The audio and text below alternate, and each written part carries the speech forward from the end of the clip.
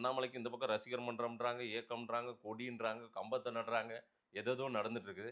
சீமான், அண்ணாமலை பாண்டிங்கும் நல்லா இருக்குது. அதையும் சேர்த்தே நான் இந்த விவாதத்துல கேட்கிறேன். அவங்க 2 பேரும் விட்டு குடுக்காம பேசுறாங்க. பாருங்க, அண்ணாமலைக்கு இப்படியெல்லாம் நடந்துட்டு இருக்குங்க. இந்த மாரியெல்லாம் வந்து அவருக்காக மன்றமெல்லாம் திறக்குறாங்க, ஓப்பன் பண்றாங்கன்னா, நடிகர்களுக்கே திறக்குறாங்க. என் தம்பிக்கு திறந்தா என்ன? அதெல்லாம் இருக்க தானே செய்யும் அப்படின்றாரு திரு சீமான்.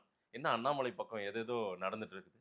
அண்ணாமலை 2024ல மாற்றம்னு நின்னனால, சீமானுக்கு 12 விழுக்காடு வர வேண்டிய வாக்கு 8% குறைஞ்சிடுச்சு. சரி.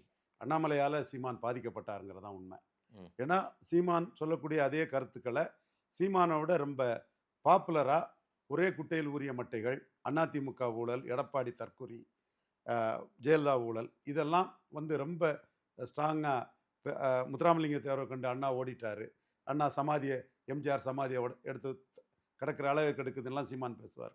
இதே மொழியில அ அண்ணாமலை ஒரு பிரைம் மினிஸ்டர் கேண்டிடேட்டோட பேசினாரு. அதன் விளைவாக சீமான் தனக்கு எதிர்பார்த்துட்டு இருந்த 12% மேல வரும்னு அவர் எதிர்பார்த்தார். ம். நானும் 8 மினிமம் வரும்னு சொன்னேன்.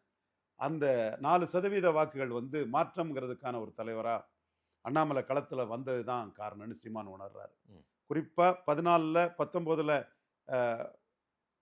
மோடி பிரதமர்னு ஓட்டு போடாத பிராமணர்கள் 24ல ஓட்டு போட்டாங்கன்னா, அண்ணாமலை சொன்ன ஒரே குட்டையில் ஊறிய மட்டைகள்ங்கிறதுலையும் திராவிட கட்சிகள் எதிர்ப்புங்கிறதுலையும் பிராமண சமுதாயமே மோடிக்கு முறையா 24ல ஓட்டு போட்டது காரணம். அண்ணாமலை சொன்ன மாற்றம்ங்கிறத சீமான் உணர்றாரு.